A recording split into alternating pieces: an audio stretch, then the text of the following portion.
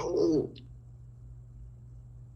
Right. Hi, everyone, and welcome to our event tonight with Vlab. Vlab is an all-volunteer 501c3 nonprofit that for 30 years has been connecting innovators, investors, experts, and curious minds, exploring disruptions, inflection points, and finding insights from founders before their household names. Tonight's event is focused on the shift to electric vehicles. It's a sector that's growing enormously fast and upending an enormous industry. I'm excited to hear more about it tonight from those most closely involved. And before we do, a few words of thanks. First, to all of our donors. Many of you made donations for tonight. Thank you for providing the support we need to run the organization. And to all of our Vlab volunteers, without you, there's no events. So specifically, thank you to this event volunteer team. So proud of the work you did to bring this panel into existence tonight. Huge thanks to Brian Caldero, Bill Lee for all of your support and help, and Andres Marquez. You two are amazing. But Brian, without you and Kuldeep and Shizu Munakata with the inspiration, this event would not be happening. So thank you to all the rest of our volunteers, and especially to our core team, Bob Giulino for marketing, David Ham, vice chair, and everyone else. Without further ado, I'm excited to introduce our moderator tonight, John McElroy, who is with Autoline.tv. I grew up in Detroit, and I'll say that if you don't know who John is, you should. He will introduce the rest of the panelists and explain far more than I can about the topic. So without further ado, John, please take it away. Thank you, Nathan. Thank you, VLabs, and welcome everybody. We got a terrific panel here tonight to dive into the automotive industry's transition to electric vehicles. The race is on. And the underlying theme for tonight's panel discussion is, whether we're talking about legacy automakers or startups, who's going to make it to the checkered flag? So let me take a couple of minutes to introduce you to the panel. Volker Kesa is the Chief Technology Officer of Indigo Tech. They've developed an intriguing EV that's developed suspension corners with hub motors that deliver all the power, but they also integrate the steering and the suspension into that. That allowed them to open up the interior of the vehicle so it has a lot of interior volume, but with a much smaller footprint. And better still, it looks really cool. Then we've got Chris Anthony, the CEO of Aptera. They're coming out with a futuristic two-seat electric cars with solar panels on the roof. And yes, the Aptera can literally run on sunshine up to 40 miles a day. Aptera is also on the bleeding edge of what I would call the new mobility. Small, lightweight, low-cost cars that are a counterweight to the kind of cars that are being made today. Dave Lyons truly fits the definition of a serial entrepreneur. He's seen it all. And most famously, he started at Tesla in 2004 as employee number 12 and rose to become the director of engineering. He's been involved in so many startups that I'm not even going to try to list them now because we'd be here all night. And then next we've got the money guy. Hold on a second. I'm getting somebody trying to call me here because I didn't put my plane in airplane mode, my phone in airplane mode. Okay, next we've got the money guy, Alexei Andreev, who's the managing director of Autotech Ventures. That's the venture capital firm that specializes in early stage funding for companies that are trying to solve ground transportation problems all over the world. And that includes all the different technologies that can play a role in what we're going to be talking about tonight. And then finally, we've got Sandy Munro, the CEO of Munro and Associates, and a YouTube rock star that probably makes him the best known guy in the automotive industry that tears down vehicles for competitive benchmarking. Sandy and his team provide automakers with insights and opportunities into what they can do with their products and their companies. So let's kick off this blue ribbon panel of experts here. And Sandy, why don't you lead the way? As you evaluate all these EV startups, what are some of the top things that you think people and entrepreneurs need to look at to figure out if these companies are going to make it to the checkered flag? Well, the checkered flag is going to be what everybody's going to be trying for. But right now, what I'm seeing is a stumbling with lots and lots and lots of good ideas. Unfortunately, not a hell of a lot of money. And so consequently, I think money is the mother's milk of the industry. You can't survive without cash. So the big thing for me is we're watching the economy kind of falter. We're looking at interest rates that are headed for the moon. For me, the biggest stumbling block for some of the cars that I've been looking at, actually just not cars, VTOLs. There's all kinds of electric vehicles that are going to be coming into the marketplace. Money seems to be the big thing. So I'd like to start off asking, what does a company have to do in order to entice some cash, if you like, infusions? And what is that going to do to these companies? Is it going to kill them completely? Because that, I think, will kill off a lot of the industry.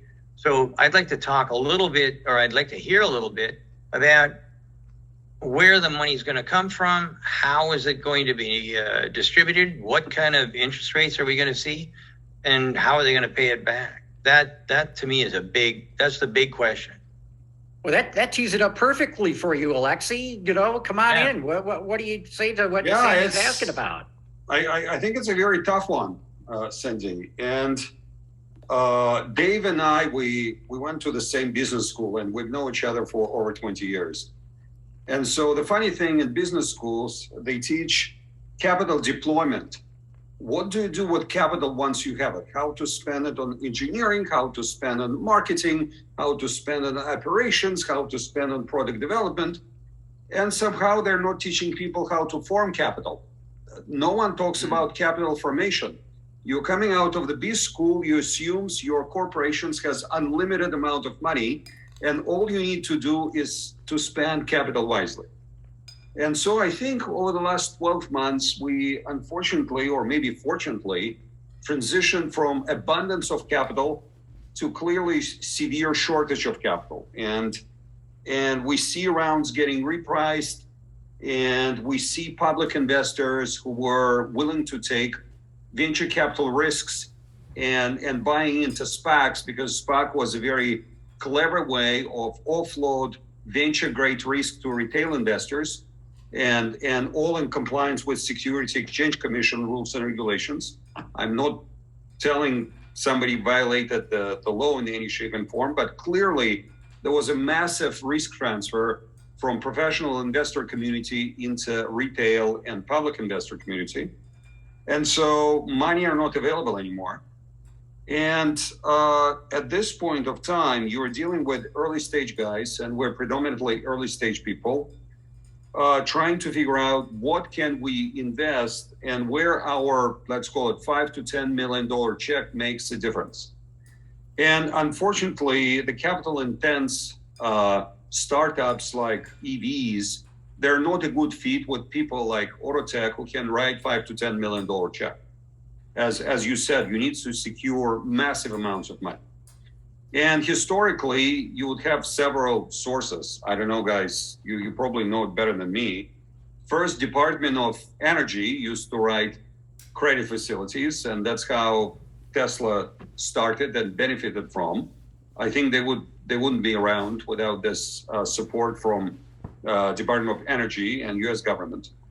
And very similar things are happening clearly in South Pacific Asia and China and many other countries, where the governments are stepping up and saying, you know what, I see enough merits in your solution, and I'm willing to provide some financing options for you.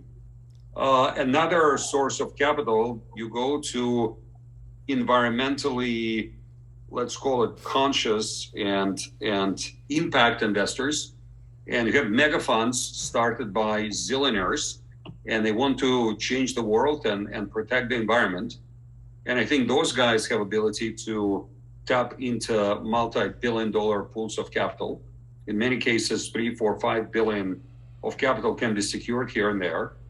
Or you go to strategics and you explain large players, whether they're existing OEMs or they're tier ones, why a particular project is sufficiently mature and why they should expand and either acquire very clever engineering, strong IP, brand, or just a team which can turn it around.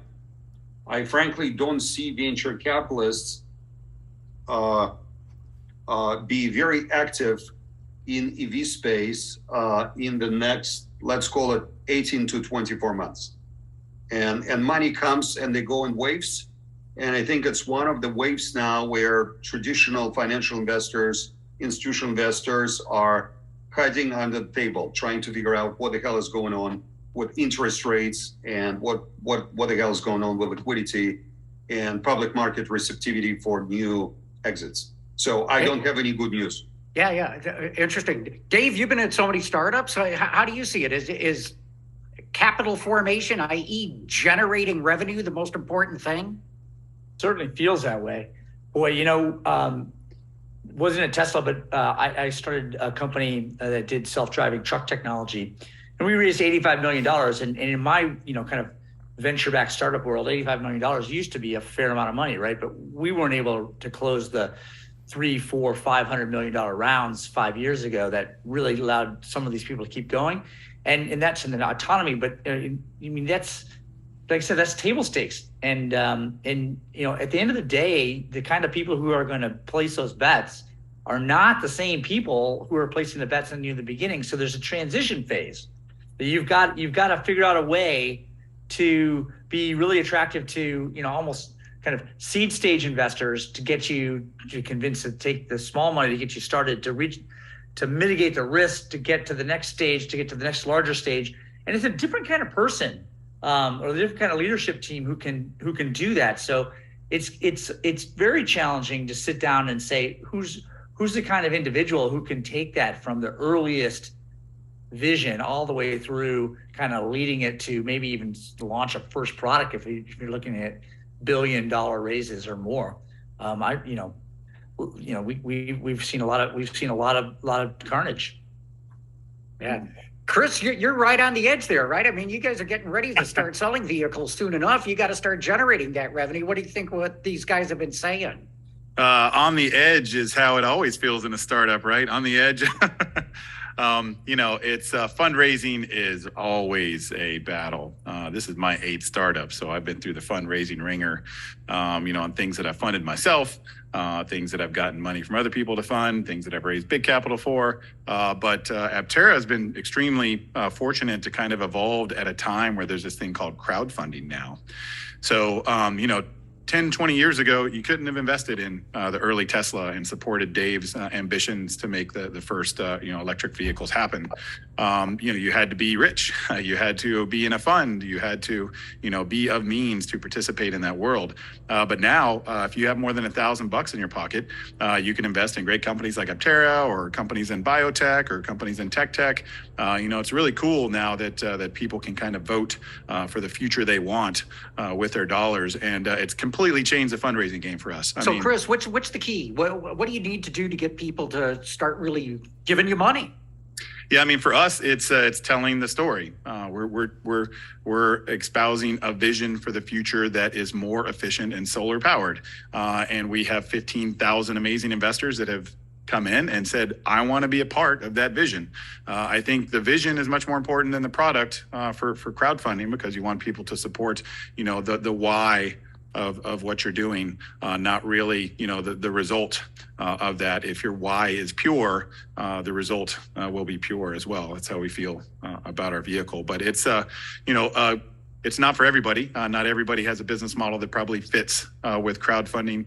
There's probably lots of people that are working on very important things to make the world a better place that aren't really maybe inspiring for a public story. But we have, a flashy, super unique looking solar powered electric vehicle. So I think people have come around and really supported that. But I've played the game where I've went to Sand Hill Road and I've peddled the business plan. I've met with hundreds and hundreds of venture capital people. I've had the door slammed in my face more than I care to admit.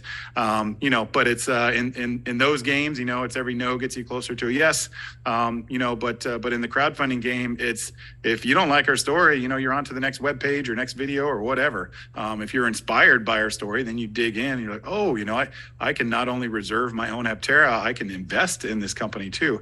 So I think it will change the game for a lot of startups, and hopefully it'll, give us and other companies the leverage to get to a point where we can ask for those really big checks, to support kind of the billions dollar vision that we have, for the growth of this vehicle. But I would say the game has changed, and the VCs and the big institutional capital people, they don't like not being able to participate in some of these really cool startups because it's just different now. And Volker, we need to get you in on this too. I mean, you guys have come out with this really cool looking electric car. You're doing something different. You're bringing something new to the party, these intelligent corners. You've got interior volume in a very small package. How easy is it for you to go out and get the money that you need to bring this to market? The general climate in fundraising the last days is not the easiest one.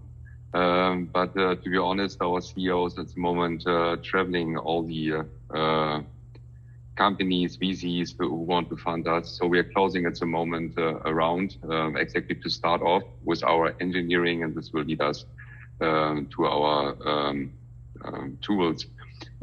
It's always like challenging. I have been on the other side in the corporate for 20 years with VWs, and startups came to us and said, we have a great technology. And the game was like, we as innovation managers has to say yes or no. And then a fully different animal took over, the M&A guy. And he looks only like the financials. And I like when Chris says he's with his product, he's hard in this. And the financial guys just look in, check out, okay, this is a growth path. What is the vision in there? And you have to sell to different people. So as Sandy already said, you have people who are investing in the early phase of a startup. They want to have a great product. And then the fully different kind of investors come in. They want to be part of the growth story. They invest in a plant, in a rollout, in a sales. So if you're pitching, you always have to look, who is this guy there? And what is he buying? Not what I can sell him, because we are selling always the same story, believe in our product. We do not change our pitch for someone. But it's very important to know what this guy likes to finance. A vision, the early phase, or really the growth path later. Fully different people. And if you put it wrong, you're not in a hole, you just sink in there, you're gone. So Volker, you worked at Volkswagen. I mean, they're pouring, I don't know how many tens of billions of euros into going to electric cars.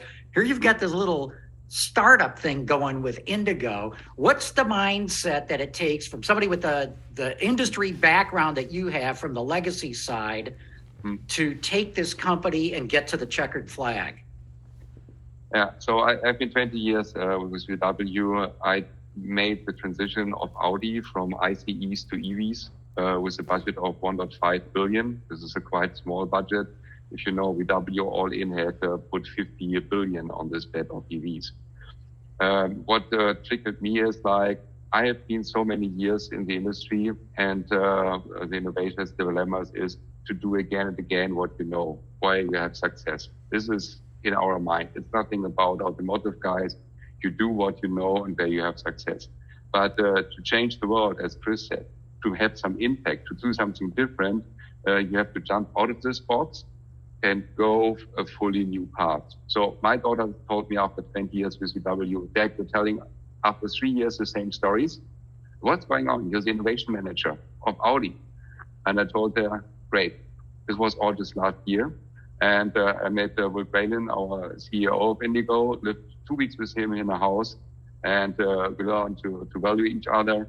I'm a technical guy, he's a fintech guy. He did 4 amazing startups. I said, this guy can do startup, I can do cars, so let's put it together. And this was exactly the turning point in my life. I had 2 more years in corporate just to say, okay, then I sail to the sunset. And I decided, no, this is now the chance to have some impact. And I like the stories like Chris Vaughan, he's a little bit ahead of us.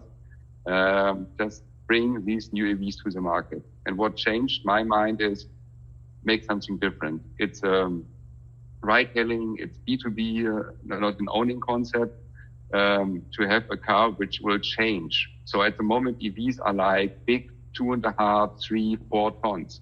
this is not the volume people are buying. So we have a tight small car, which is a quite low price point of around estimated $30,000. And we want to bring this to mass adoption. At the moment, EVs are like, if you have, I don't want to name now some, but they are getting bigger and bigger. And this is on the other side as well, not good for the environment. So if you transport a lot of mass, you already had put a lot of material in there, which is rare. Don't talk about rare earth now, lithium, cobalt, etc. And you put a lot of mass around it to transport these heavy batteries. So our idea is to start small and stay small. So do more with less. May I ask a follow-up question by any chance? Go. And so for investors, everything is about pattern recognition. It's very hard to come up with a new idea. And so I think I'm talking to people, and that's how we think internally. You want to find the next Tesla, or you want to find the next Rivian. And so guys, going to Chris and Volker and maybe Dave, what do you think is the essence of next Tesla or next Rivian? What separates those companies from everybody else? What, as investors, we should be looking for? Yeah, I'm happy to jump in first. I think those that want to be the next Tesla should in Elon we trust. He espouses first principles engineering. How do you get to the root of the problem? And I think at Aptera, that's what we did. We said, where does the energy go in transportation? If you want to minimize your impact on the planet, you want to minimize the materials you use to build your transportation device. That means you got to be efficient every mile. If you can get down below 100 watt hours per mile, that means you can do a lot with a very small battery pack. You can start to do cool things like solar charging your vehicle.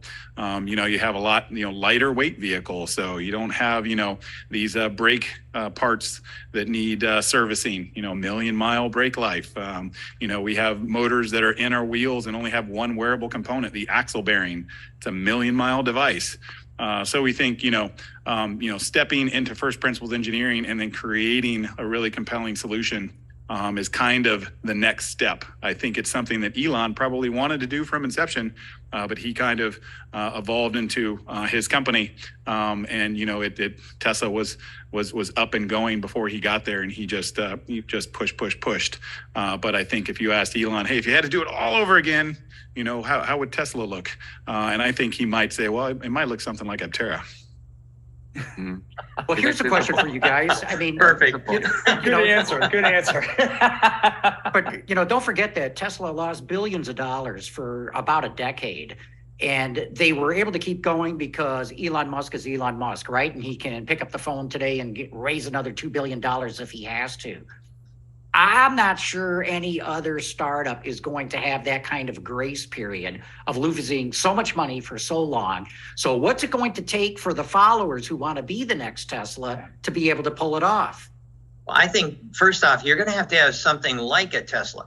You're going to have something that is so radically different than anything else in the marketplace that you're going to be able to attract those guys with billions of dollars. And quite frankly, I think that everybody all, on this panel right now is, they're going to do just fine. But what is the next big thing? I think I'm not going to be popular here, but I think it's going to be to move into the third dimension. And VTOLs right now, electric VTOLs are hot stuff. And guess what Elon Musk has come out with? He wants to talk about a supersonic VTOL. I have no idea how to do that. I've worked on lots of planes. When Boeing said, "Hey, we need to have a new aircraft," there were 5 people on the project, and 2 of them were from me and Dan McCarthy from Munro and Associates. I know a lot about supersonic. I don't know how to do a supersonic VTOL, but I will tell you that the third dimension, especially when you start going into something like New York City, Los Angeles, Chicago, Atlanta, any place where it's just hell to get from point A to point B, hey, you know what? The sky is the limit. And quite frankly, I don't know if you're aware of it, but Delta has just put in a great big giant order to a company called Joby. And their job will be Joby, right. Joby, yeah. For me, it's Joby. I was a Joby. I was a job shopper. Anyhow, they're flying from the airport to the center of the city in all kinds of areas. Then they're starting with New York's different airports. Then they're going to LA. Then they're going to go to Atlanta. And I think number 5 or 6 is Detroit. Now that is going to be, I think that's radically different. Nobody's in there. I think it could be, that could be the next big thing. But that's kind of like my view. I don't know. But Sandy, we have seen this already. We remember CES 2018, Uber helicopter traveling in a long line, something like the Vietnam picture, helicopter after helicopter in a traffic jam in the air. Yeah, they waited to get down at the Las Vegas airport again. And this will be something interesting for investors, for rich guys. We are looking for a change in impact and volume. So we are looking for where our lever is, where a lot of people go in. If you have some guys who are driving a Bugatti, I engineered parts in a Bugatti, I still have parts in there. I love it. But this has not a big impact on sustainability, but not in the bad way, not in the good way. But we are looking for not a fun project or rich people traveling faster to somewhere. We're looking for that a lot of people have a difference. And what we are doing, Chris is doing, we have a new electric vehicle architecture. We are not doing again the same thing, front hood, engine, compartment, maybe a load bed behind it. No, we are looking to maximize what is on this footprint. So we are putting the wheels through the corner. We have this amazing interior room. And Chris is doing something same again. He wants to do the most efficient vehicle. So we have all a high efficiency there. This is the game. And to keep something in the air costs more energy to roll it down on the ground. So to be honest, I've been in the eHunt drones in 2015, one of the first innovation managers of the West in China. And I have visited a lot of these EV startups. I have been behind this project at Audi when we did this with Airbus in detail design. We showed it at the Geneva show. It's an amazing project. I love it. But it's a small spot of premium transportation. So it's a big game.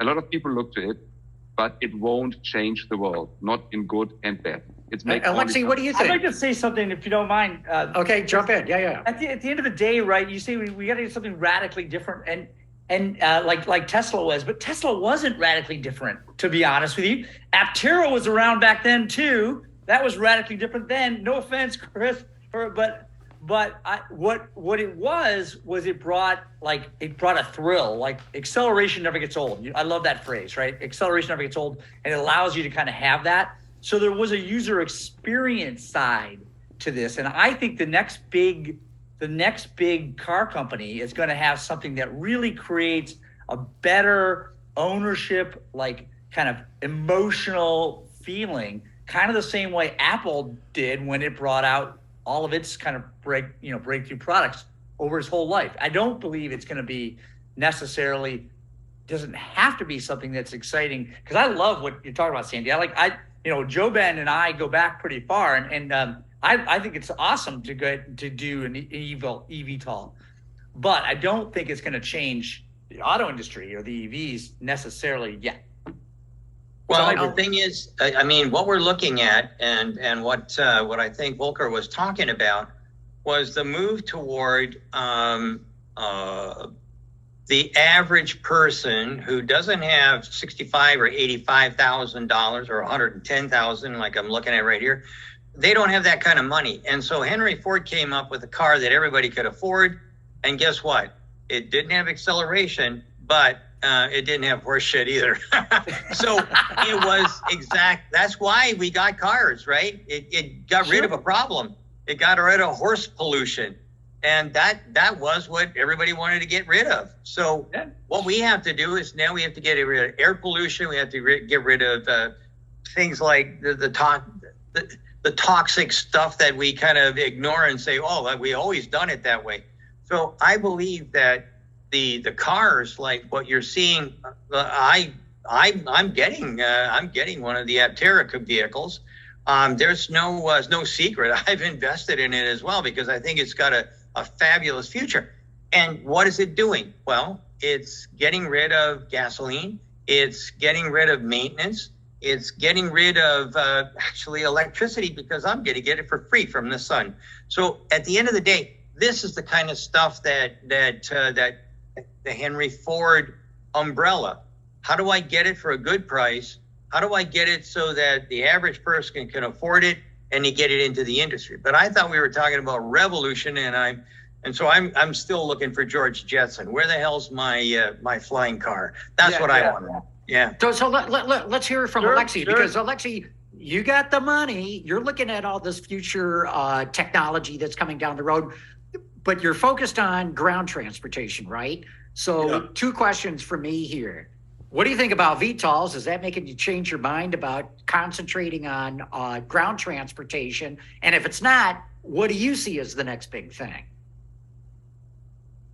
So I'm personally in love with VTOLs. I'm tracking every single company I can find, and I'm having regular conversations. And by the way, at the Palo Alto Airport, there is one sitting in a hangar as we speak now, which will be revealed this week to the journalists. And I walked around, and they didn't allow me to take pictures, but it's absolutely beautiful one.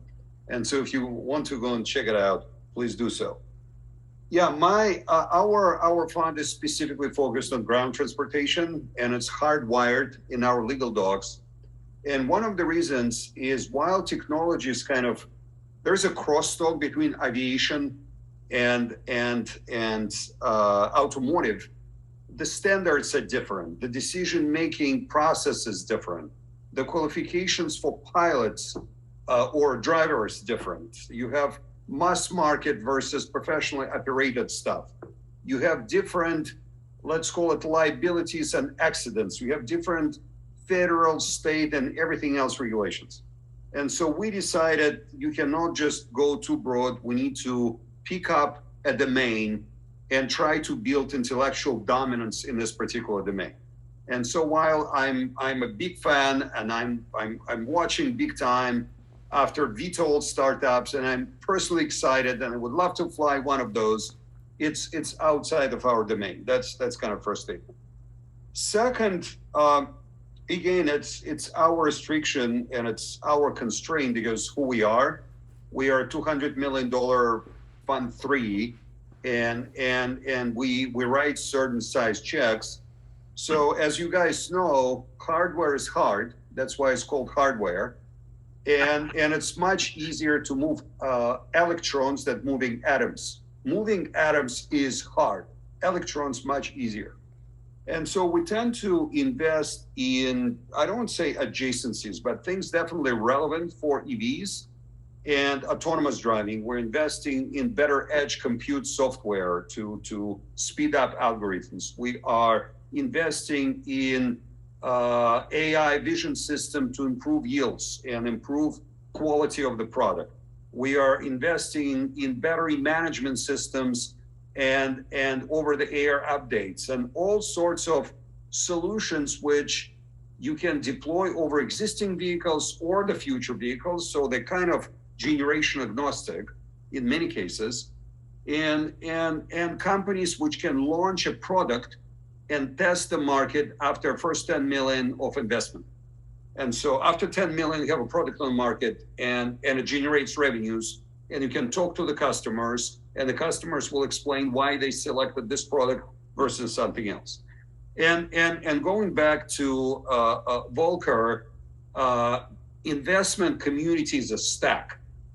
And so we all, as the companies mature, people talk about value creation milestones. And for example, if you're a dude running with a presentation, it goes to one bracket. It goes to pre-seed and seed investors.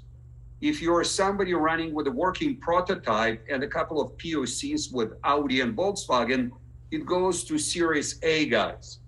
If you have first revenues and you have first 5 pilot customers generating a couple $1 million or $5 million, it go to Series B guys. And we're all different.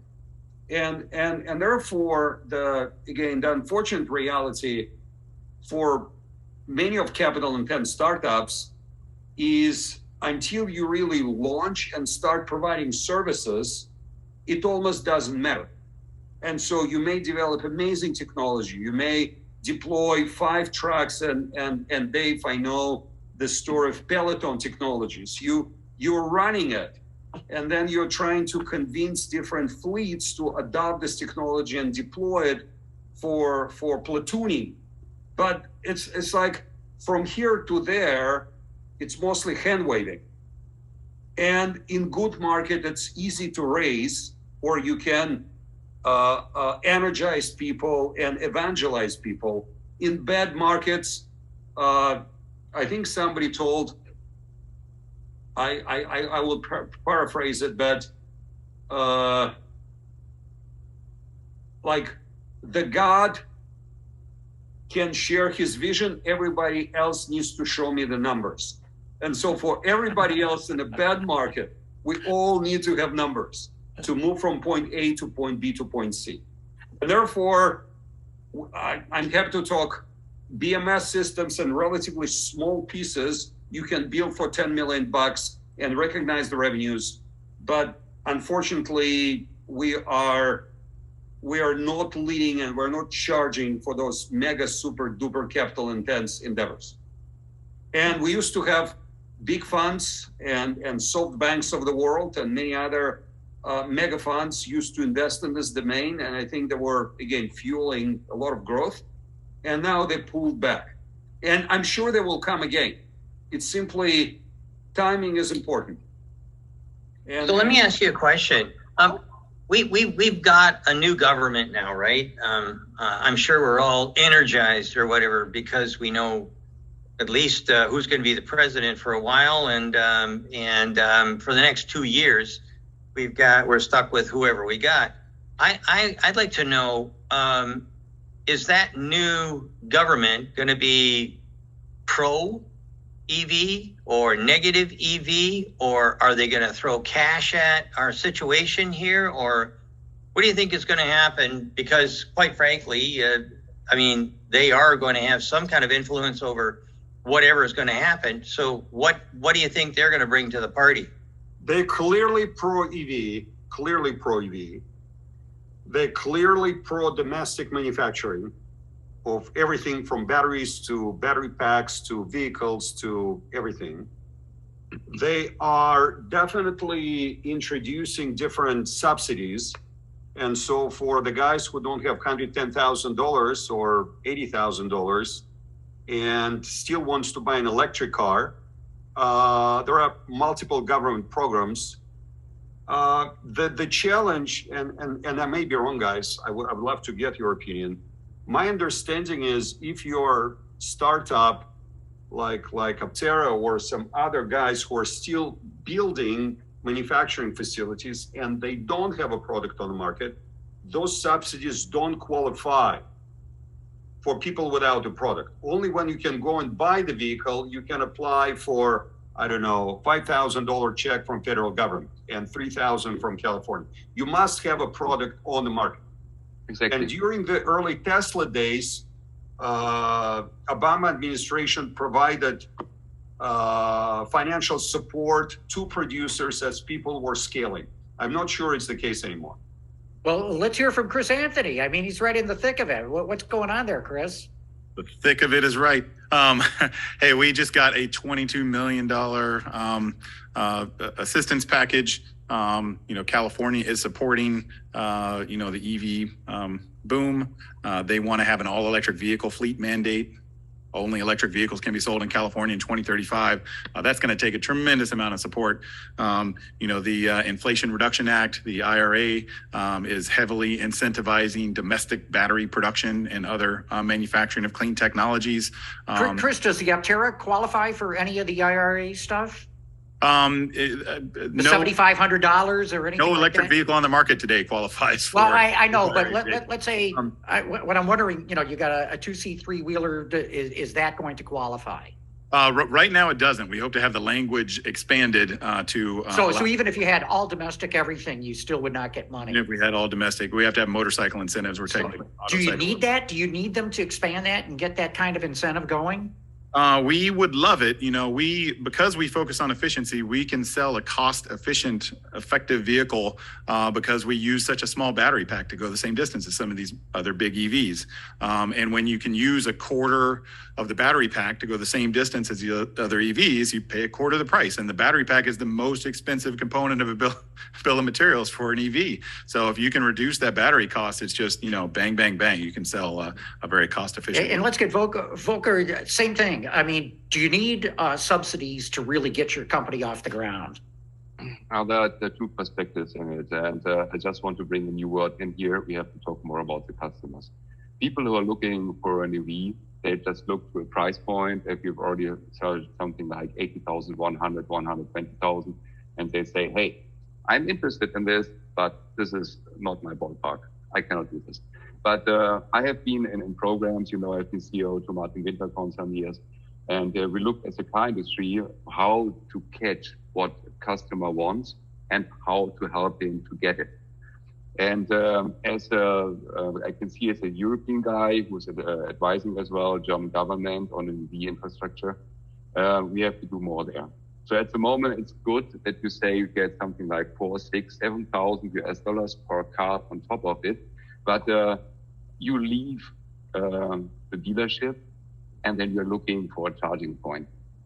And this is a big thing. No man is able to buy a car, and the decision is made by women. So men are going to the shop, but finally you ask your captain at home, can I buy this? And when the lady says, guy, you can buy it, but we will never drive it because I don't know where to charge. And this is something we learned heavily from Germany, from Europe. We have to build up now the charging infrastructure, because if the charging infrastructure is there, there's hope that you can charge at will and not charge where you have to go to some area and find out if there's a charging pole. It must be like a gasoline station. Okay, we need to charge, and I drop out and I charge. This is something I'm missing in the actual program. It's a psychological moment that people believe that they're safe with charging. They have to believe it. They have to see it. And there must be a real big rollout of charging infrastructure. It must be cheap, easy to access, in the front door somewhere, in shopping areas, and it must be something like a privilege to go there. So you have these wheelchair areas, and something like 2 steps right of it, there should be a row of you can charge there. You go faster in the shop, you go out there. And even cities here in Germany, it's a little bit like in North Germany is one city. Since 3 years, they charge every car which comes there for €4. And they say, we don't change it. And full charging, if you go with a Tesla, if you go with a Lordstown there, it would be €4. And they say, we want to have this change in the city. And everyone who's driving an EV is a smart guy, because he understood it's cheaper and it's more sustainable for the environment. Things like this make a change. You have a car and a twinkle in the eye and say, I pay less, like more affordable. I could do good for the environment, and I do good for my money. It's something like this movement must come. And it's not like only driving an EV with high acceleration, crazy, like in the Bugatti, your mouth goes back. You can do this. Yeah.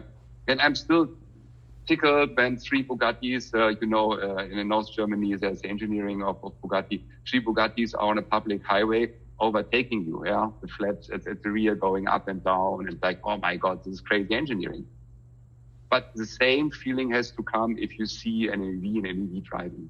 People must see it's cool and it's safe. But to be fair, every legislation favors incumbents, because incumbents are lobbying for legislations and they have enough might to lobby. And so whenever you see new piece of legislation, clearly the guys who are already selling and shipping and have volume and voice, whether it's in Brussels or in Washington, D.C., it's kind of the same, or in Peking, the guys who are in the market have advantages. And They do, and they're but making life more miserable for startups. Here's a question, and Sandy, you started to raise it. I mean, the Inflation Reduction Act, remember, there was not one Republican vote for that. It was a pure Democratic one. The Republicans are dead set against it. What if we have a change in administration, a party change in 2024? Talking in terms of what it's going to take to get to the checkered flag, whether you're a legacy or a startup. Sandy, you raised the issue here. Are we, as an auto industry, maybe relying too heavily on incentives that with a change of administration could just go away? Wow, you killed the whole conversation. Actually, that is what I was getting after. I mean, the money will come if it looks like the government's going to be, kind of at least playing the game. But it won't come. It definitely won't come if the government is against it. I mean, who's going to invest in something where you're positive that Congress, the Senate, the president is going to say, no, you're not getting any more. That's it. You're out. No. I mean, that's where I have a real problem, because we don't have that homogeneous stuff that seems to be happening in Europe or China, pretty much anywhere else in the world, where everybody is getting on board. It doesn't matter which party is out there. The only party that really counts is making sure that EVs are going to be the next generation of travel. We seem to have this continuous rivalry. It's like I don't watch football anymore because I can't take the stuff in the office that the U of M guys, the state guys, and then, oh God, there's an Ohio guy. I mean, it's like vicious. So what are we going to do to calm this savage beast that we're going to probably bump into here shortly? What's the backup plan? I mean, everybody on this call is strategic. What's the strategic plan if the government decides to abandon ship? What do we do then? So what do you think about the analogy between photovoltaics and wind and other forms of electric power? So like 10 years ago, photovoltaics was way more expensive than anything else you can get. Today, industrial scale installations and sea wind is the cheapest form of electricity. So do you think at some point electric vehicle will just start making so much economic sense then the governments don't have to interject at all? It will be a rational decision, whether it's $4 full charging or you pay residential price, it's still ROI is clear. You drive electric car. Do you think it might happen? Yeah, it's happening right now. So I have a Rivian and a Model 3. So it was we were paying, my wife and I were paying probably somewhere around $250 to $300 a month for gasoline. Now we pay $9.11 per month. I mean, that's the part that virtually people don't really understand how much cheaper it is. They really don't get it. And actually at my company, if you have an electric vehicle, we have about 8 or 10 charge ports outside. You charge for free while you're working. That kind of stuff, I think, and I'm not the only one. I mean, I've talked to a bunch of smaller companies and they're doing it. They're all doing it right now. This is the kind of stuff that I think will make it happen. But if the mother's milk that comes from the government goes away like instantly, well, that's going to be a real problem until, like, I don't know if you're aware of it, but the reserves, the federal reserves for gas, diesel, even crude, they've all been pretty much depleted. They're almost all gone. They tapped into that so they could drop the prices of gasoline for the next little while. I think that when the reality comes that gasoline is going to be a lot more expensive than what everybody's anticipated, I think that's going to be the other driver. But I still worry about what what the government might do to throw us under the bus. That's one of the things that I'm very concerned about, and I'm just kind of curious, what's the strategy if the government does that? Well, let's switch the conversation a little bit here to, what the government's going to do. That's beyond the control of any of us here or any kind of a startup. Dave, what I'd like to ask you, because you've been in so many startups, seems to me one of the other issues that are facing everybody, legacy and an EV startup as they transition to EVs, is totally different approach to their supply chain. Tell us about some of your experience in what you've gone through, because the old ways of doing purchasing in the auto industry, I mean, they're gone. Now we're seeing automakers recognizing they need to know their supply chain far deeper than they ever did in the past. Yeah. Literally going back to mineral extraction. Sure, right. Now, and you hear so much about that right now, about just essentially the scarcity of the raw feedstocks into all the materials that become part of a car, right? And we heard this. I've been hearing this. Sandy, you must have been hearing this for like over a decade or more.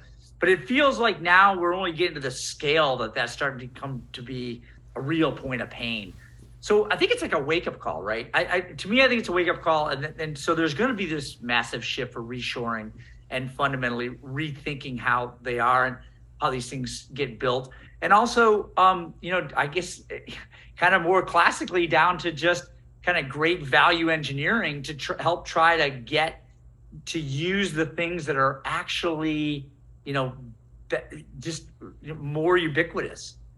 We were maybe drunk for a long time on low cost labor as something was driving cost, but in reality, that's diminished when you look at the cost of all of the intangibles that hit it with containers being stuck on water, pandemics, and all the other risks that we face. I don't know.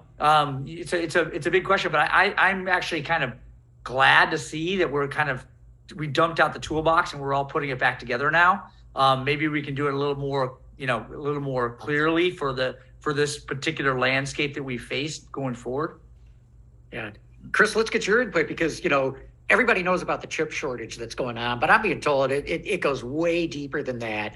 That if you want to get specialty steels, if you want to get certain components, headlamps, big problem trying to get all that kind of stuff. So again, with this mindset of how do you get to the checkered flag, what are you guys doing from a supply chain standpoint that you can share with the audience? Yeah, the supply chain has been a bit of a nightmare.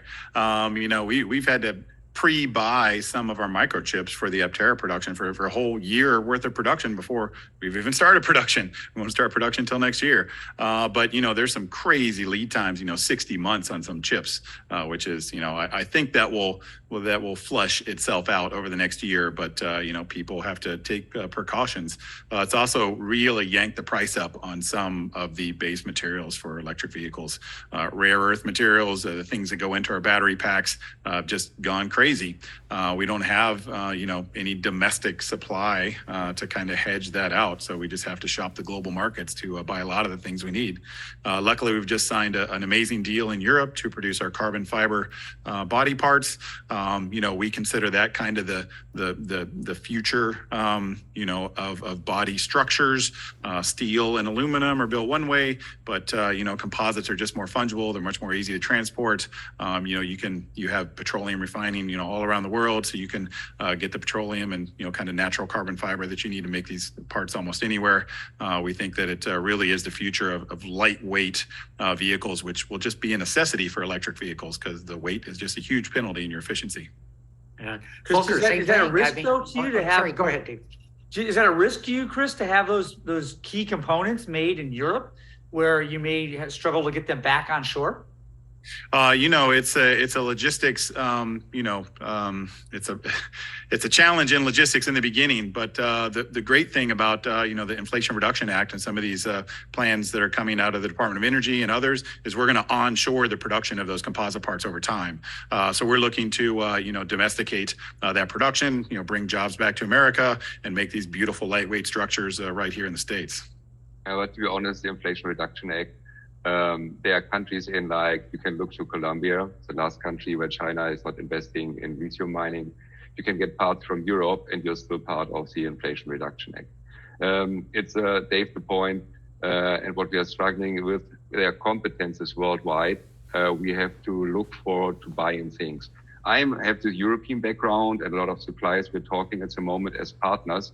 This is to build up long-time partnerships. This is our way to get these parts now. These are somewhere and you have to transport things worldwide. And there's one basic number, it's called working capital. And as a tier 1, you have working capital for 30 days. So coming in something and leaving your plant is 30 days. As a car manufacturer, you have to be in the ballpark between 10 or 14 days. If you ship something over an ocean from China, from Europe, you already lost 8 days. Yeah. So then in the production, if you're looking for maybe 10, 12 hours of a whole car production, this is quite fast. You have to bring it in and bring it out. It's called just in sequence. This is the magic we are looking in. And Chris, maybe you have to share something as well. We are not looking only for new product engineering. We're looking as well for a new production engineering. We run full greenfield. We are not with this back of, like, we have big casting shops. We have these machines like Henry Ford did it.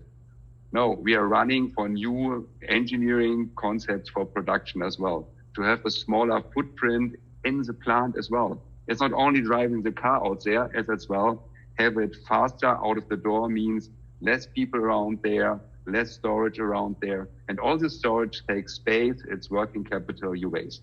So if John asked what we are doing different, as a new EV car companies, we are not only changing how people can adopt it with cars which are more affordable.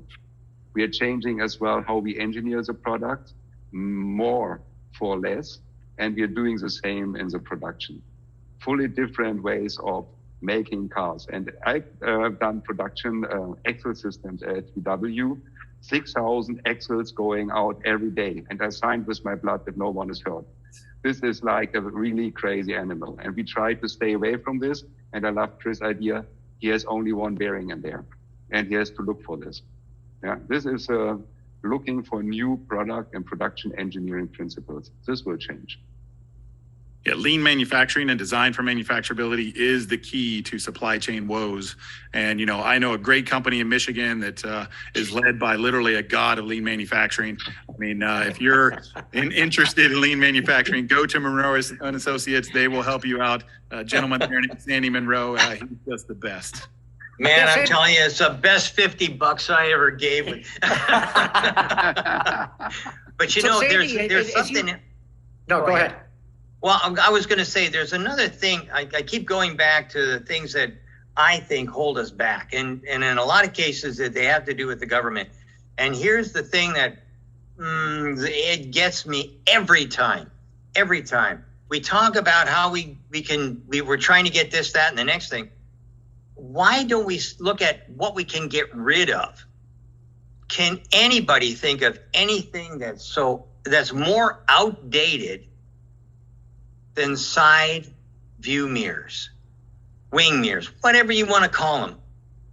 Do you know, and you know, this is going to be sounding like a love fest here, but do you know that the Aptera has the same drag coefficient as the wing mirror on an F-150? How about that? Do you realize how much more effective and efficient we could be if we got rid of those stupid relics and put a couple of cameras in? But we can't do it. And I'll let the guys that are designing cars right now tell you why. To be honest, I did the first serial car with this mirror system, the XL1. This was a small series, only 200.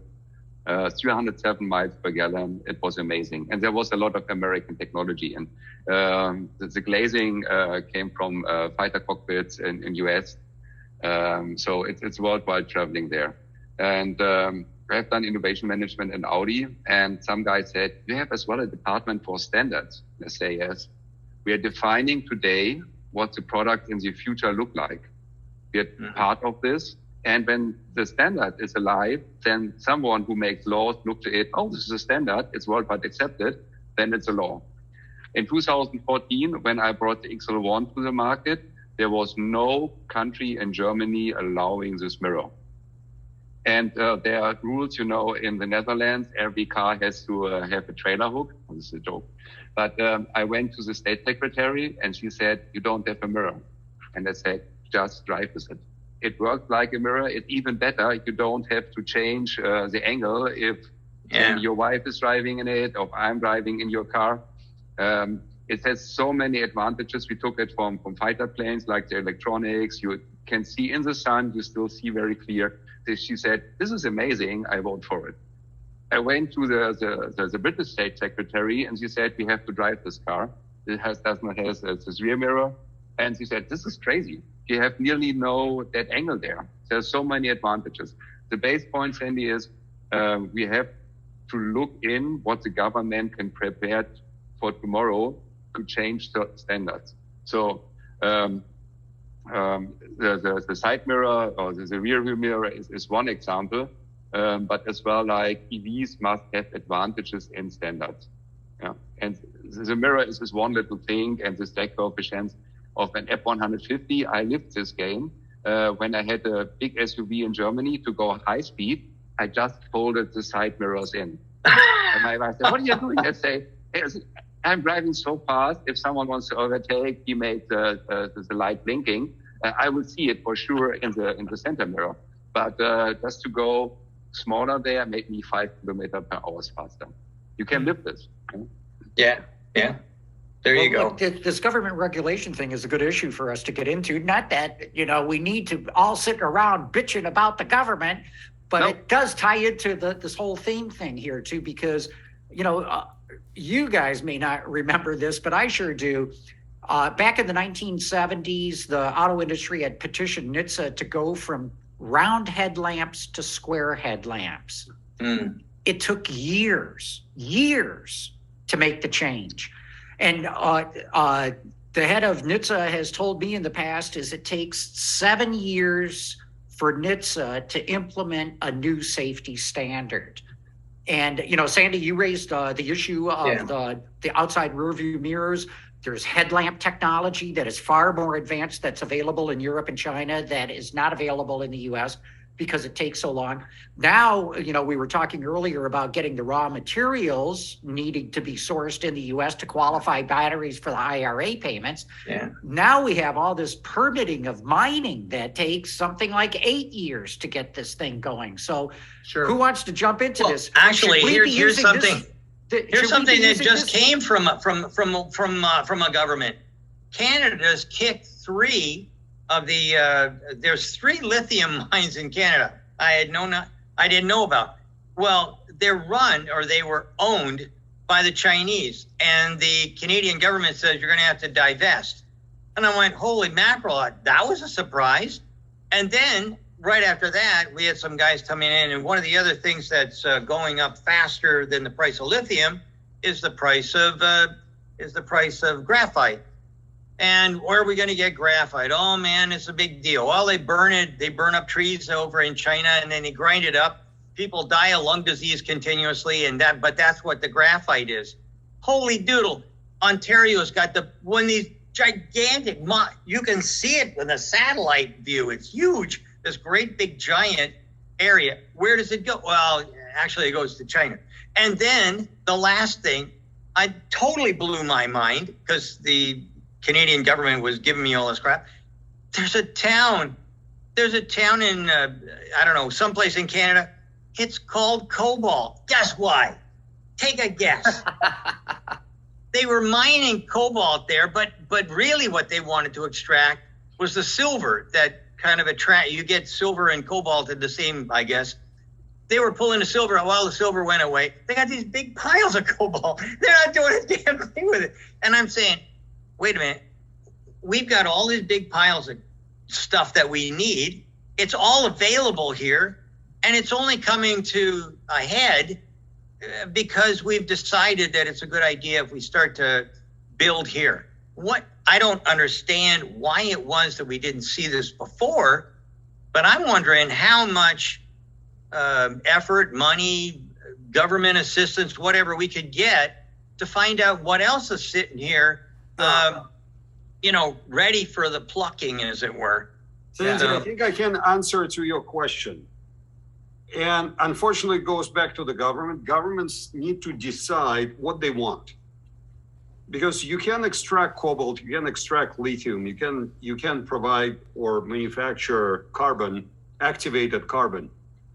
The challenge, especially with lithium and cobalt, those rectification processes to get from the ore to electrochemical grade lithium, which you need for cells, is a very dirty process. And you have to dump a lot of nasty materials in the water, whether you're dumping in the ocean or you need to build massive clean up facilities and properly deposit the waste. And so I think historically, at least over the last 25, 30 years, the philosophy was, let's dig it out, let's extract it. It's a relatively clean process and we know how to remediate. Let's ship it to China and let's Chinese guys or whoever in South Pacific Asia pollute everything with the scrap while they're rectifying those materials, and let them ship it back to us and we will use it. And so our environment is in good shape and we're getting low cost products. And it doesn't work anymore. And I think somebody needs to say, okay, what's more important? Are we willing to pay more because you need to produce it in a clean fashion? You cannot dump it in a river and kill all the turtles and fish. Or you know what, for our long-term security, we're willing to compromise on EPA regulations and compromise on exhaust in the atmosphere and around here, but we'll be producing domestically. And it's a political decision. And it's like, are we burning coal or we're not burning coal? It's a political decision. And I don't have or an is this answer for how subsidies have to change? Do we need to divert some of these subsidies into being able to mine and process in a clean way? It's getting mined today. What you will see a lot of, as Sandy you just mentioned, this lithium ore is extracted not extracted, but dug in Canada. Same is happening in the States. United States is producing a lot of ore, but it's too expensive and too EPA compliant, difficult to turn this ore into end product on US soil in North America. And we pollute elsewhere, not in our backyard. Yeah, that sounds, I mean, these intangibles start to become tangible all of a sudden in that world, right? So the cost wasn't really clear to us, the true cost. And then as we have to start to figure out how to do that in a way, these are trade-offs. And unfortunately, there's time constants involved in this. So it's hard to make this stuff happen fast unless there's a real driven demand like we're starting to see. So maybe we will get smarter at this. I mean, there was no reason to do RMA vaccines in 2019, but we figured it out in 2020, didn't we? Right. So, I mean, that's the kind of wake up call I think we're starting to see, I hope. And that's just going to keep us all on our toes. But then we are in capitalism. So the customer is looking for a product, sees a fair price. And at the end of the day, you can decide to go to a nice vacation with your children in summer, or you buy an EV. And to be honest, as the father of 4 children, I would say I go with my children for vacation because I want to show them the world. So the overall perspective is, if the government want to do something here, is like help this new technology rise and say, as we've done it in Europe with windmills, with solar energies, these huge programs, you get grants for setting up this new technology. And then it comes with less impact for environment, less impact to the pocket of the customer, to the market.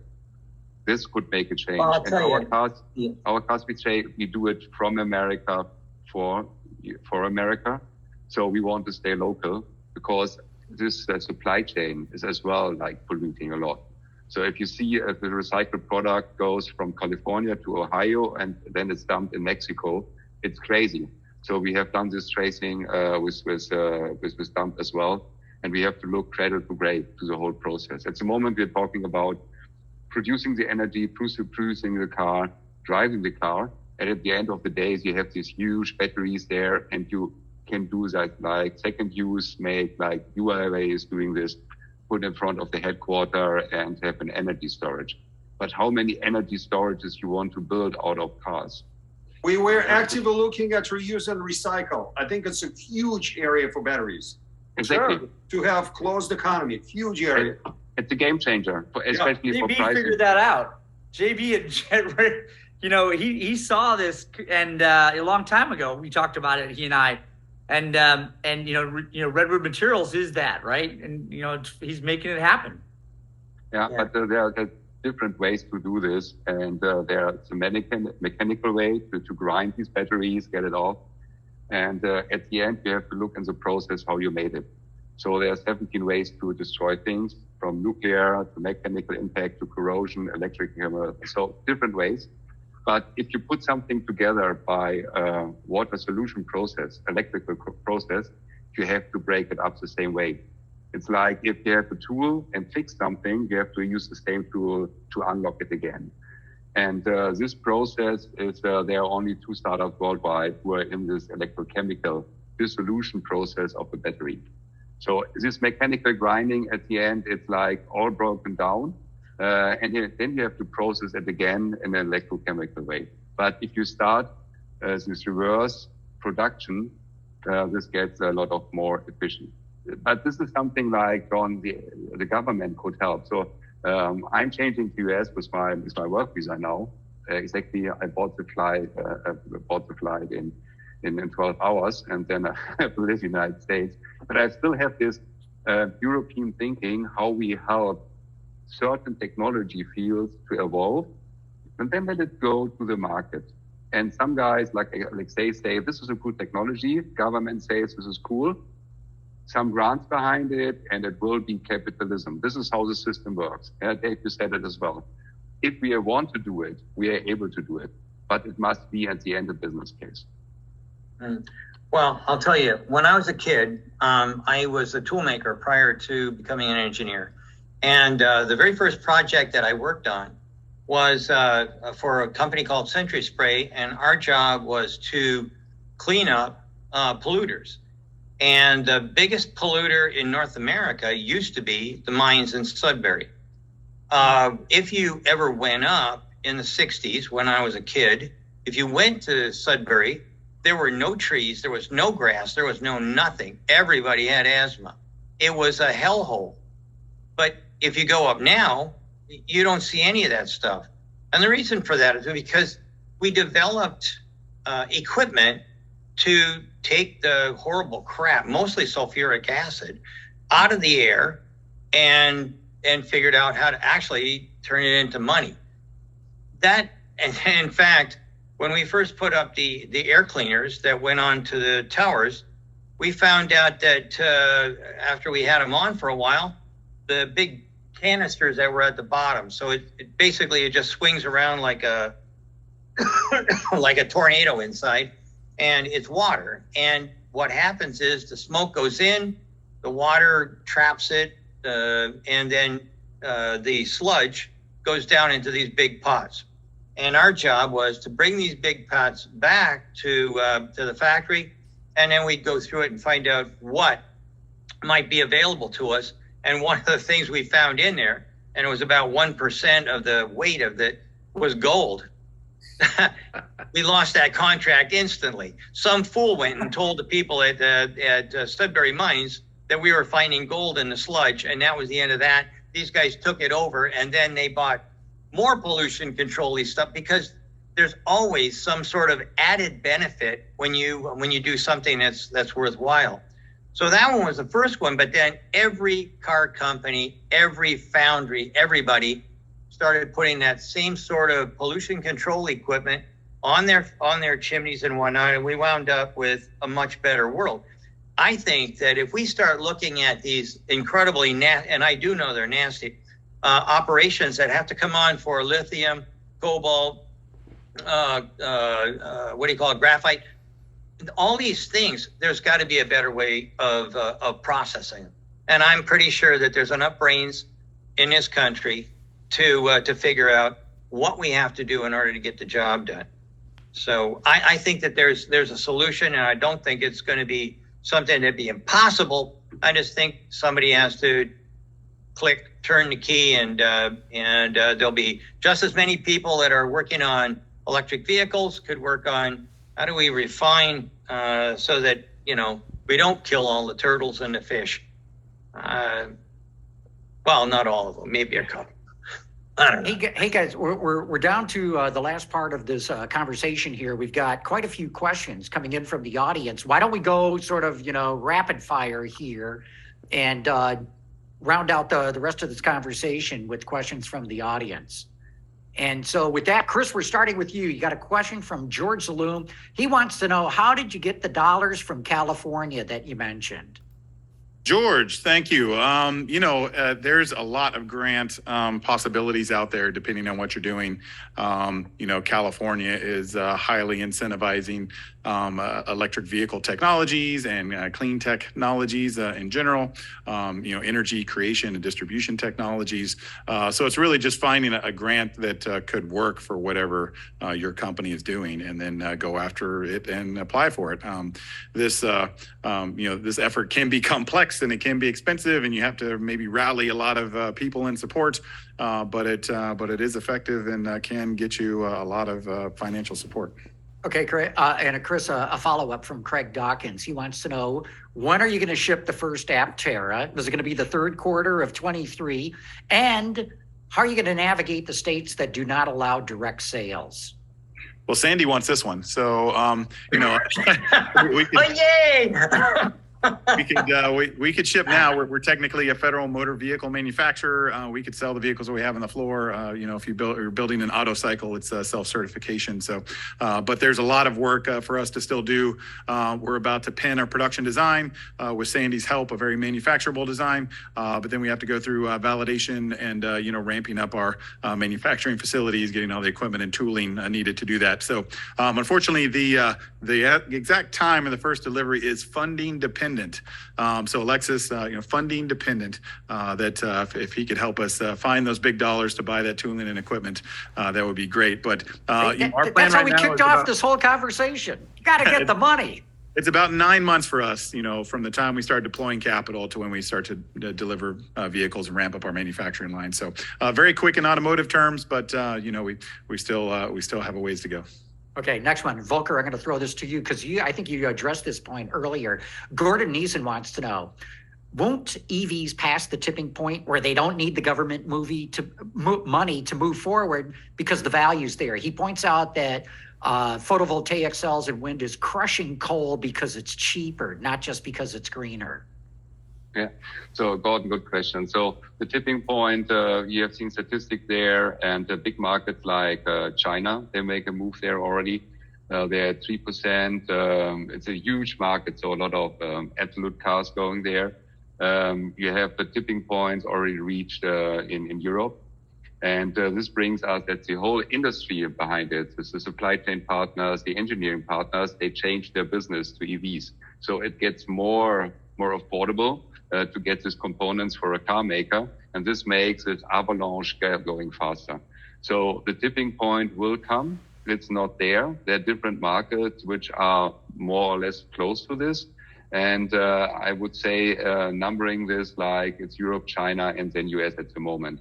But with some help, as you talked, John, we get this US avalanche of EVs going faster. And if I look to products I've seen here today, different ones like Chris Mine, this will be a game changer. It will come. Okay, this one I'm just going to throw out whoever wants to go for it. Michael Kerman wants to know, what's the potential of lithium from the Salton Sea? We live right by the Salton Sea, so I can tell you it's pretty tremendous. It's one of the largest lithium deposits in North America. The problem is you have to liquefy it and refine it. They're starting to build plants out there now. Is it going to take years or decades? I hope it takes years. Unfortunately, the California side is regulatory heavy. So we hope that, a lot of these projects, I know of 4 of them off the top of my head that are getting going. So hopefully we can, lithium is one of the most abundant elements in our planet's crust. Hopefully we get a lot of new technology over the next decade that can extract it efficiently and put it in things like our beautiful electric vehicle here. Well, actually, there's another thing that's happened. I was in Japan last week, and in the Japan Times, there was an article about how lithium actually at certain depths in the ocean drops out of solution, and it just glues itself to the bottom. So at 3,000 meters, they've got ships now that are going down and somehow extracting this and bringing it back up. This couldn't possibly be with suction. It's got to be some mechanical Ferris wheel or something that goes down, picks it up, and brings it back up the other side of the tube. But the Japanese are already working on it right now. So that's happening. Well, that ties in perfectly, and I don't know if you want to take this, Sandy, or if anyone else wants to jump in as well. Nathan Bendel wants to know, would ocean mining work, or is it just going to cause more problems to the environment? No, the answer is yes, and I just explained how. So we'll get more answers this way, or more questions in. Go. Anyone else? So we are mining in the ocean only on the surface. So I know getting manganese out of the Pacific Ocean 40 years ago, and there's so much in there. But as we have talked earlier, we can start this new technology, this new business now like environment neutral. And this would be a game changer to start these new technologies, not only for capitalism to have access to this material, but do it in a better way in the long term for the environment. Yeah, there's some very interesting things. It's just sitting on the floor of the Pacific Ocean, what they call polymetallic nodules that are, it's NMC, right? It's nickel, it's manganese, it's cobalt, right in one rock. You just pick it up, but very controversial because, people don't like to hear about mining in the ocean. Okay, next one. Jake Krakauer wants to know, what's the potential of hydrogen for vehicle power? And is it technically or economically feasible? I can take this one. I've been flip-flopping. I had multiple backs and forths. And so I was highly skeptical about before 6 months ago. And so if you look at hydrogen extraction and storage, you store at high pressure or very low temperature, and it's running away, and you have smaller molecules, and you try to do fuel cells. And if you look at the numbers, and I'm a physicist by training, if you start looking at electrochemistry and energy density of hydrogen, I was highly skeptical. And I changed my mind about 6 months ago. And the reason why, you have 2 types of hydrogen you can buy, at least in Europe. One of them is blue hydrogen, and one is a green hydrogen. And the blue hydrogen is something you produce through normal chemical process like refineries. You can run refinery and suck in natural gas and do some cracking, catalyst cracking, and end up with hydrogen. And so if you look at the balance of energy, what you need to spend to refine ethanol or methanol or methane, ethane, and into hydrogen, it's just highly questionable. And so I couldn't figure out why it makes sense. However, what I learned is you have an emergence of green hydrogen in Europe, because the most, if you look at windmills in North Sea, the wind blows in the middle of the night. And you have excessive production of electric energy, and you don't know what to do with it. And so how do you store energy? One way to store energy is to build batteries. Another way to store energy is to electrolyze water and have hydrogen and oxygen. And this hydrogen can be burned, it can be mixed, and you burn it in the stove and 20% ratio, or you can store it and use it to fuel the car. And the conversion efficiency is shockingly high. for this green hydrogen. And so my take is, for a mainstream application, you probably will not be able to produce enough hydrogen in a meaningful way, in a green way. But for fleet use cases and for some niche use cases, I think hydrogen is for real, especially for long haul trucking, where you can have hydrogen stations on both ends of the route, and where you're getting those hydrogen through electrolysis, not through cracking and refining of natural gas. I agree. Yeah, a great way Long I've haul heard it. trucking. 100% agree. Long haul trucking, for sure. Yep, that's where the big opportunity is. I know that no one wants to use the word Nikola anymore, but I'm telling you flat, they've got the right idea. It's the best application for hydrogen. Yeah. Putting it in anywhere else is just another hybrid and a waste of money and time. Yeah, the best description I heard is, if a vehicle has a gasoline engine in it, it's going to go battery electric. If it's got a diesel, it's going to go hydrogen fuel cell. Mm-hmm. Alexei, this one comes back to you. Aaron Redis, I hope I said your last name right there, Aaron. He says, it seems everywhere you look, there's a new EV startup. Most will fail, but as an investor, Alexei, what do you look for to pick out the diamonds in the rough that have a higher chance of success? Yeah, Elon Musk and Vlab, I think you guys used to have events at Stanford. Mm-hmm. And so there's a famous presentation by Peter Thiel in the School of Engineering, which talks about efficient markets and inefficient markets. And so you can find a lecture written somewhere and posted on internet. Fascinating thoughts. But some of the thoughts are, you actually don't want to be in an efficient market, because it's very, very hard to make money in an efficient market, because everyone can compete and your marginal revenues are equal marginal costs. And so if you think about us looking to make an investment, we are looking for great markets, and electrification is clearly the right market to bet on. We're looking at fundamentally powerful and engaged and committed teams. And so we're looking for entrepreneurs. And people mentioned Elon Musk several times, and somebody who can steamroll reality and have reality distortion field and make things happen. And so he's probably the most famous one, but he's not the only one. But the number three, we're looking for some fundamental competitive advantages and long-term competitive advantages.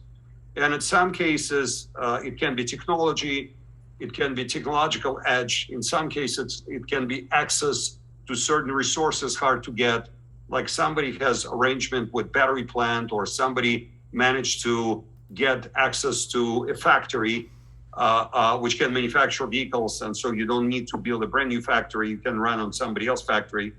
Or some sort of things, unique things, hard to get, hard to reproduce, and something which will save you a lot of time and a lot of money. Bringing technology from kind of inception into production. Or maybe you have a special use case. Maybe you manage to land USPS as a customer. Or maybe Amazon is willing to give you volume, and so they will be running the lorries. Or you have tuk-tuk rickshaws and last mile delivery use case, and the largest last mile delivery player suddenly wants to partner with you because your vehicle is specifically tailored for this particular use case, and you have significant advantages day number one. And so that's what we're looking for. The market is there, team is there, and it is how to build something unique which you can bring into production relatively quickly, and hopefully rely as little as possible on government subsidies, because generically you want to avoid it. I'm not sure we can avoid it in every single case. Well, Alexei, I think you just summed up the whole thing perfectly there with your answer.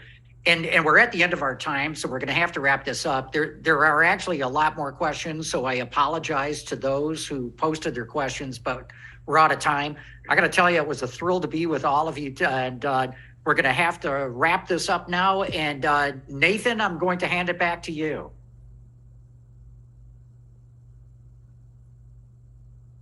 As always, I forgot to unmute. Thank you all so much. What an amazing panel.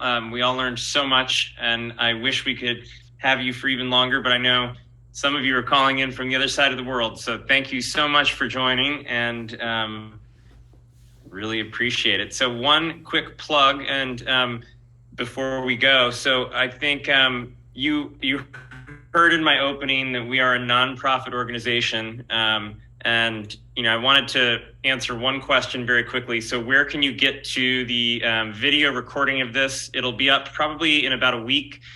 We will link to it off of vlab.org. We have a whole YouTube channel linked there under past event videos that you can peruse for other exciting topics. We're all volunteers, so we meet on the first Tuesday of every month. And you can find the meetup link also on vlab.org. And then finally, we are a entirely donation-based organization. We still have some costs. We're very lean and mean, but if you enjoyed the event and you didn't donate when you signed up, please do go to vlab.org/donate, and you'll be redirected to our donation processing service. So thank you all, and have a wonderful night. Appreciate this amazing event, and for all the hard work that everyone did to make it happen. So thank you, and good night. Thanks, everyone. Thanks, Vlab. Thank you, Everybody. everyone. Bye-bye. Bye-bye.